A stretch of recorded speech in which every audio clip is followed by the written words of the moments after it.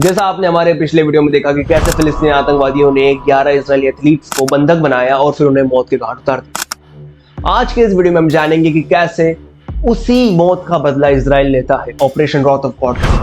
कैसे इजराइल हर एक दोषी को ढूंढ कर दुनिया के कोने कोने से निकाल कर घर में घुसकर मारता है। नमस्कार दोस्तों, मैं अतीक और स्वागत है आपका नई वीडियो में। आज हम जानेंगे म्यूनिख का बदला, the revenge of Munich, the operation wrath of God.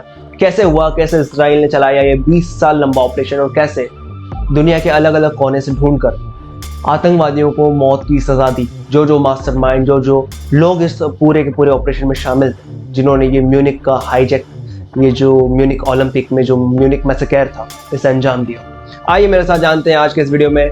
चलिए शुरू करते हैं। ऑपरेशन रॉथ ऑफ गॉड, ये गोपनीय ऑपरेशन जो इजराइल की खुफिया एजेंसी मोसाद ने चलाया था 1970 और 1980 के दशक में।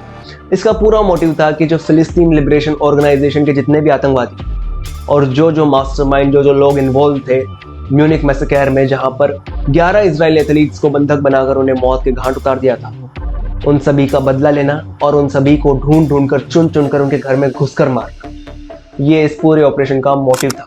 इस पूरे ऑपरेशन को मोसाद की एक बड़ी ही यूनिक, बड़ी स्पेशल एक यूनिट ने अंजाम दिया था। उसका नाम था किडॉन यूनिट। मोसाद एक लिस्ट तैयार करती है। लिस्ट में सबसे पहला नाम आता है अब्देल वेल्ज़वेटर। अब्देल वेल्ज़वेटर ये एक फिलिस्तीनी 38 वर्षीय फिलिस्तीनी आदमी था जो रोम के इटली शहर में रह रहा था। ये बड़ा ही बुद्धिजीवी, बड़ा ही पढ़ा लिखा एक राइटर था, जिसका पूरा जो वर्क था, पूरा आर्ट वर्क था, वो फिलिस्तीन के लोगों की तरफ उसी इर्द गिर्द मंडराता था। अब्देल वेल्ज़वेटर ये माना जाता है कि एक प्रमुख सदस्य था म्यूनिख मैसेकर में। मोसाद के एजेंट्स रोम शहर में, जहाँ पर वेल्ज़वेटर रहता था, वहाँ पर आ गए और उसकी हर एक छोटी से छोटी बारीक गतिविधि पर नजर बनाए रखे। वो देखना चाहते थे कि ये क्या करता था, पूरी दिनचर्या क्या है इसकी, कहाँ जाता था, क्या करता था, कहाँ से पैसा आता है, कहाँ किन लोगों से मिलता है, ताकि उसको मारने के लिए सही वक्त और सही जगह का चयन किया जा सके। वो ये पाते हैं कि वेल्ज़वेटर सिर्फ एक मामूली अपार्टमेंट में रहता था और जिस भी किस्म का फेस्टिवल या सांस्कृतिक त्यौहार होता, हर किसी में वो हिस्सा लेना पसंद करता था।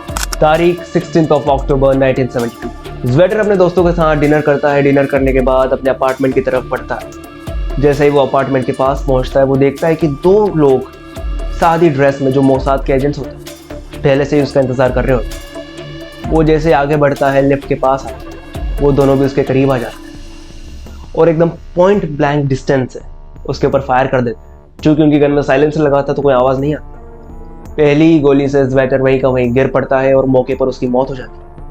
उसके बाद वो 11 और गोलियां चलाते हैं, इस बात का प्रमाण देने के लिए कि वो ना कभी भूलते हैं और ना कभी माफ करते हैं। ये 11 गोलियां उन 11 खिलाड़ियों की। मोसाद अपना टारगेट वहीं क्लियर करती है और अगले टारगेट की तरफ आगे की ओर बढ़ जाती है। मोसाद का दूसरा टारगेट था डॉक्टर महमूद हंसाली, जो फ्रांस की राजधानी पेरिस में एक फिलिस्तीन का रिप्रेजेंटेटिव था। डॉक्टर हंसाली ने ही उन 8 आतंकवादियों के पासपोर्ट को मुहैया कराया था, उन्हें बनवाया था नकली पासपोर्ट को, और साथ ही साथ वो इजरायली एथलीट्स कहाँ रह रहे हैं, उनकी हर एक गतिविधि, छोटी छोटी बारीक जानकारी, उनके कमरे कहाँ होंगे, वो कहाँ से कहाँ जाएंगे, हर एक की बारीक डिटेल वही आदमी था जिसने फिलिस्तीन लिबरेशन ऑर्गेनाइजेशन को दी थी। और उसने साथ ही साथ ये भी सुनिश्चित किया कि बिना किसी देरी के, मतलब बिना किसी दिक्कत के, बिना किसी मुश्किल के, उसके सभी के सभी आतंकवादी म्यूनिख शहर में पहुंच जाए। डॉक्टर महमूद हंसाली का असैसिनेशन करने के लिए मोसाद एक फीमेल एजेंट को हायर करती है। ये फीमेल एजेंट एज अ पत्रकार डॉक्टर महमूद से मिलती है और कुछ दिनों की मशक्कत के बाद, कुछ दिनों की रिक्वेस्ट के बाद डॉक्टर हंसाली से उन्हें सहमति मिल जाती है इंटरव्यू के लिए। वो इंटरव्यू लेने के लिए उनके अपार्टमेंट पर पहुंचती है। वहाँ पर एज अ नॉर्मल इंटरव्यूअर उन दोनों का बातचीत चलती है। एज अ पत्रकार वो खुद को इंट्रोड्यूस करती है और नॉर्मल बातचीत चलती रहती है। जैसे इंटरव्यू खत्म होने आता है, वे डॉक्टर हंसाली, जो महमूद हंसाली थे, उनसे पूछते हैं कि क्या मैं आपका फ़ोन इस्तेमाल कर सकती हूँ सर। वो अपनी मेहमान नवाजी दिखाते हुए हाँ कर देते हैं और बोलते हैं हाँ क्यों नहीं, आप ही करें। वो एजेंट फ़ोन का इस्तेमाल करती है और एक्टिंग करती है बात करने की, और किसी की नज़र में ना आए वो एक एक्सप्लोजिव, जो छोटा एक्सप्लोजिव डिवाइस उसके साथ लेती है, उसको उस फ़ोन में फिट कर देती है और फिर वहाँ से विदा ले लेती है। थैंक यू बोलकर उसके अपार्टमेंट से चली जाती है। कुछ देर बाद ही मोसाद का एक एजेंट उस फ़ोन पर कॉल करता है। हंसाली फ़ोन उठाते हैं और जैसे कंफर्म हो जाता है कि आवाज़ हंसाली की है, वो एक्सप्लोजिव फट जाता है और ऐसे एक्सप्लोसिव फटने के बाद पूरे के पूरे अपार्टमेंट के परखच्चे उड़ जाते हैं और डॉक्टर हंसाली इतनी बुरी तरह घायल होते हैं, इतनी बुरी तरह जख्मी होते हैं कि उन्हें 1 महीने तक हॉस्पिटल में रखा जाता है। 1 महीने बाद उनकी भी मौत हो जाती है और इसी तरह मोसाद का यह असैसिनेशन सफलतापूर्वक कंप्लीट होता है और इसी के साथ साथ मोसाद 4 और फिलिस्तीनी नेताओं का कत्ल करती है। ये लोग किसी न किसी तरीके से इस म्यूनिक हमले से जुड़े हुए थे, किसी न किसी लिंक से। इन चारों में एक बात बड़ी कॉमन थी। इन चारों को जिस तरीके से मारा गया था उसमें एक बड़ी बात कॉमन थी और वो ये थी कि चारों को 11-11 गोलियां मार कर मारा गया था। ये बात दर्शाती है कि मोसाद का जो गुस्सा है और जो उनकी योजना है वो क्या है कि we never forgive, we never forget. जो उनका आक्रोश, जो गुस्सा है, इस बात को दर्शाती है ये चीज। हंसाली के खात्मे के बाद मोसाद अपने अगले शिकार की तरफ बढ़ जाती। वो आदमी था अली हसन सलामे, जिसे रेड प्रिंस नाम से जाना जाता था। ये वही आदमी था जिसने ये पूरा जो म्यूनिक मैसेकर था, ये पूरा का पूरा ऑपरेशन इसी के दिमाग की उपज थी। मोसाद इसको बहुत पहले से मारना चाहती थी क्योंकि इस आदमी ने पहले भी इजरायली प्राइम मिनिस्टर को मारने की एक योजना बनाई थी, लेकिन ये फेल हुआ था। सलाम में बहुत बड़ा नाम था इजराइल की मोसाद एजेंट्स के लिए और एजेंसी के लिए, क्योंकि ये वही आदमी था जिसने ना ही सिर्फ इस ऑपरेशन के लिए हथियारों को इकट्ठा किया था बल्कि फंडिंग और जितनी भी चीज़ें थी, फंडिंग से लेकर मास्टर प्लानिंग से लेकर इसकी जो पूरा जो आइडिया दिया, हर एक चीज़ कहीं ना कहीं सलामे से जुड़ी हुई थी। अली हसन सलामे की हत्या मोसाद का एक मेन मिशन। मोसाद को जानकारी मिलती है कि सलामे नॉर्वे में है। अब तारीख आती है 21 जुलाई, एक शाम की बात। ये वो दिन होता है जब सलामे अपनी गर्लफ्रेंड के साथ मूवी देखने थिएटर में गया होता है। थिएटर में फिल्म देखने के बाद वो दोनों बाहर आते हैं और देखते हैं कि मौसम बड़ा अच्छा है। उसकी गर्लफ्रेंड कहती है कि क्यों ना हम टहलने चले। वे दोनों टहलने के लिए निकल जाते हैं। दोनों आपस में बातचीत कर रहे होते हैं। वो दोनों देखते हैं कि तेज़ रफ्तार में एक गाड़ी दूर से उनकी ओर आ रही होती है। वो गाड़ी जैसे ही पास आकर रुकती है, वे देखते हैं कि गाड़ी की विंडशील्ड नीचे होती है। उसमें से 2 आदमी सलामे की तरफ नजरें गाड़ कर देख रहे होते हैं। सलामे समझ जाता है कि उसका टाइम आ चुका है। वो अपनी गर्लफ्रेंड को आगे करता और पीछे हटता है। तब तक बहुत देर हो चुकी थी। सलामे को ऑलरेडी वो 2 गोली मार चुके थे। उसके सिर से गोली छू कर जाती, सलामे वहीं ढेर हो जाता और फिर वहीं 11 गोली मारने के बाद कंफर्म कर लेते कि सलामे अब डेड है। उसकी गर्लफ्रेंड वहीं खड़ी खड़ी चीखती है। वो दोनों वहां से निकल जाते हैं। पूरे मोसाद के हेडक्वार्टर्स में मानो खुशी की लहर दौड़ जाती कि उन्होंने फाइनली म्यूनिक का बदला ले लिया। फाइनली म्यूनिक के मास्टरमाइंड जो उनके 11 एथलीट्स मरे थे, उन सभी का बदला ले लिया। म्यूनिक के मास्टरमाइंड का खात्मा कर दिया। लेकिन अभी तो सिर्फ शुरुआत ही थी। तभी मोसाद के हेडक्वार्टर में किसी का कॉल आता है। वहां का एम्प्लॉय कॉल उठाता है और एकदम सभी के सभी भौचक्के रह जाते हैं। उधर से फोन पर आवाज आती है कि तुम लोगों ने जिसे मारा है वो सलामे नहीं बल्कि एक मामूली वेटर है। जल्दी तुरंत वहां से निकलो तुम लोग। इतना बोलते ही फोन कट हो जाता है। पूरे हेडक्वार्टर्स में मानो सन्नाटा छा गया। सभी के चेहरे चिंता से भर गए। जो जश्न चल रहा था सब वहीं का वहीं ठहर गया। ये खबर वहां से नॉर्वे पुलिस के पास पहुंचती है कि मोसाद के एजेंट्स ने एक वेटर की हत्या कर दी और ये खबर पहुंचाने वाला कोई और नहीं बल्कि खुद सलामे रहता है। सलामे ने बड़ी चालाकी से, बड़े ही एक चतरेपने से मोसाद को दुनिया के कटघरे में सबके सामने खड़ा कर दिया था। मोसाद के एजेंट्स तुरंत नॉर्वे छोड़कर इजराइल लौट आए।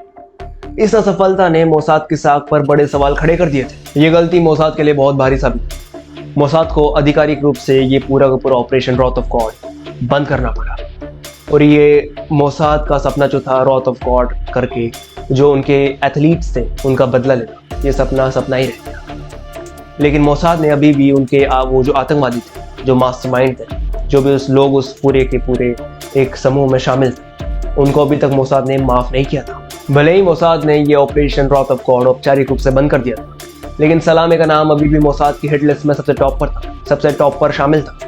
मोसाद के एजेंट सीक्रेटली उसकी खोज में अभी भी लगे हुए थे। 6 सालों की अनगिनत कोशिशों के बाद, अनगिनत असफलताओं के बाद कहीं ना कहीं अब जाकर सलामे की असल लोकेशन का पता लगता है। वो अभी लेबनान के शहर बैरूत में रह रहा था। इन बीते सालों में वो अपनी सिक्योरिटी को लेकर बड़ा सतर्क हो गया। बुलेट प्रूफ गाड़ियाँ, बॉडीगार्ड्स आसपास और एक पूरे लश्कर के साथ में चलता था। अकेले कहीं बाहर नहीं जाना, अपनी विंडशील्ड को प्रोटेक्टेड रखना। मोसाद के लिए सबसे बड़ी बात थी कि अगर इतना ये सिक्योरिटी बरत कर चल रहा है तो इसे ट्रैक कर पाना बहुत मुश्किल था। फिर मोसाद फैसला करते हैं कि अपनी फीमेल एजेंट को वहाँ भेजे। मोसाद की फीमेल एजेंट एक कलाकार बनकर उसके सामने वाले अपार्टमेंट में शिफ्ट होती है। सामने सेम खिड़की, सेम दरवाजे, बट अपार्टमेंट थोड़ी दूरी पर। मोसाद की एजेंट दिन भर बालकनी में रहकर पेंटिंग करने का नाटक करती थी, लेकिन असल वजह जो वो पेंटिंग कर रही थी, वो नाटक क्यों कर रही थी, क्योंकि उसे नजर रखती थी सलामी की हर एक छोटी मोटी गतिविधि पर। वो देखना चाहती थी कब वो बाहर आता है, कब वो बाहर जाता है, किससे मिलता है, कहाँ रहता है, क्या करता है, क्या खाता है। हर एक छोटी से छोटी बारीक डिटेल को वो जान रही थी। 1 महीने की कड़ी निगरानी के बाद, एकदम सटीक निगरानी के बाद, पूरी उसकी जो मूवमेंट्स को नोट करने के बाद मोसाद समझ चुकी थी कि ये क्या करता है, कहाँ जाता है, कितना वक्त कहाँ बिताता है। अब उसको अंतिम योजना, जो उसको प्रहार करने की, उसको मार गिराने का असैसिनेशन था, उसकी पूरी योजना तैयार हुई। असैसिनेशन की पूरी योजना को तैयार किया जाता है। अब तारीख आती है 15 जनवरी 1970। हर रोज की तरह, रोजमर्रा की तरह सलाम अपने घर से निकलता है और अपने काफिले के साथ जाकर अपने ऑफिस में पहुंचता है। ऑफिस में कुछ वक्त बिताता है। तब तक मोसाद के एजेंट्स उसकी हर एक छोटी से छोटी बारीकी गतिविधि पर नजर रख रहे हैं। वो जैसे ही ऑफिस में पहुंचता है, मोसाद के एजेंट्स पीछे से आते हैं और उसके कार में एक बम फिट कर देते हैं। अब वो इंतजार करते हैं सही वक्त का, सही समय का। जैसे ही सलाम ऑफिस से निकलता है, गाड़ी में बैठता है और अपने काफिले के साथ उस जगह से निकलता है। मोसाद के एजेंट्स अभी भी उस पर नजर बनाए हुए थे, और जैसे ही वो सुनसान सड़क के पास पहुंचता है और जैसे ही मोसाद को ग्रीन सिग्नल मिल जाता है मोसाद के एजेंट्स को कि अब सुनसान रास्ता है, अब यहाँ पर कोई सिविलियन मौजूद नहीं है, मोसाद के एजेंट्स बटन को दबा देते हैं। बटन दबाते हैं और कुछ नहीं होता। मोसाद के एजेंट दोबारा बटन दबाते हैं, फिर भी कुछ नहीं होता। वे आनन फानन में बैटरी बदलते हैं, सब ट्राई करते हैं, बटन दबाते रहते हैं, लेकिन कुछ नहीं होता। ये मोसाद का फेल असफल हो जाता है। वो वहां से निकल जाता है। उनका प्लान फेल हो चुका था। मोसाद के हाथ अगेन फिर एक निराशा हाथ लगती है। अब उनके एजेंट्स मान लेते हैं कि ये प्लान असफल हो चुका था। तभी एक एजेंट जो बहुत गुस्से में रहता है, क्योंकि कॉन्स्टेंटली बटन दबाने के बाद भी नहीं दबता, वो जोर से उस रिमोट को जमीन पर फेंक मारता है। रिमोट में से चिंगारियां निकलती और दूसरी ओर वहीं जो कार जा रही थी उसके परकच्चे उड़ जाते हैं, चीथड़े उड़ जाते पूरी कार की, और इतने जोरदार धमाका होता है कि आसपास की जितनी कारें थी सभी लपटे पकड़ लेती। बॉडीगार्ड्स के साथ साथ सलाम दोनों की मौत हो गई। इस इंसिडेंट के बाद मोसाद के एजेंट्स ने गहरी सांस ली। अब यहाँ का खत्म होता है मोसाद का परिश्रम। उनकी जितनी असफलताएं थी, जितना उन्होंने इस ऑपरेशन को कंप्लीट करने में जितना उन्होंने खून पसीना बहाया, वो सभी आज पूर्ण हुआ। मोसाद के एजेंट्स गहरी सांस लेते हैं और ये पूरा का पूरा ऑपरेशन सफल होता है, क्योंकि उनका मास्टरमाइंड सलाम और जितने भी खास लोग इससे जुड़े थे उन सभी का खात्मा हो चुका था। इन बड़े बड़े नामों के साथ 4 और नाम थे जिन्होंने खास भूमिका निभाई 1972 के म्यूनिख हमले में। हुसैन अल बशीर, म्यूनिख हमले के साजिशकर्ताओं में से एक बहुत ही प्रमुख नाम। ये अभी साइप्रस के शहर निकोसिया में रह रहा था। निकोसिया में एक होटल रहता है, वहां पर ये एक कमरा लेकर रह रहा था। मोसाद के एजेंट्स बड़ी बारीकी से इसकी हर एक गतिविधि पर नजर बनाए हुए थे। ये कब आता है, कब जाता है, कब क्या होता है। अब तारीख आती है 23 जनवरी 1973। ये वो तारीख होती है जिस दिन मोसाद के एजेंट्स बाशिर के बेड के नीचे जाकर एक बम फिट कर देते हैं, एक एक्सप्लोसिव फिट कर देते हैं। वो एक्सप्लोसिव जैसे ही फिट होता है, कुछ समय बाद बाशिर आकर उस बेड पर लेटता है और सो जाता है। और देखते ही देखते जितने भी गेस्ट और जितने भी लोग वहाँ उस होटल में मौजूद थे, सभी अपने तय वक्त पर जाकर अंदर सो जाते। सुबह होने से कुछ घंटे पहले एक जोरदार धमाका होता है बाशिर के कमरे में, जिसमें बाशिर के बेड समेत उसके खुद के चिथड़े उड़ जाते हैं। बाशिर अब मर चुका था और खात्मा हो जाता है पूरे जो भी मास्टरमाइंड, जो भी मेन लोग जुड़े थे, उस पूरी चेन का ही खात्मा कर देती है मोसाद। कोई पीछे सबूत भी नहीं छूटता। मोसाद ने 1972 के म्यूनिख हमले में मारे गए जो एथलीट्स थे, उनके इजरायली एथलीट्स, उनका बदला करीबन 35 पीएलओ के मेंबर्स जो अलग अलग देशों में, अलग अलग शहरों में रह रहे 20 साल तक ऑपरेशन चलाकर, ऑपरेशन रॉथ ऑफ गॉड के जरिए अलग अलग जगह से ढूंढ कर उन्हें निकाल कर मार कर लिया।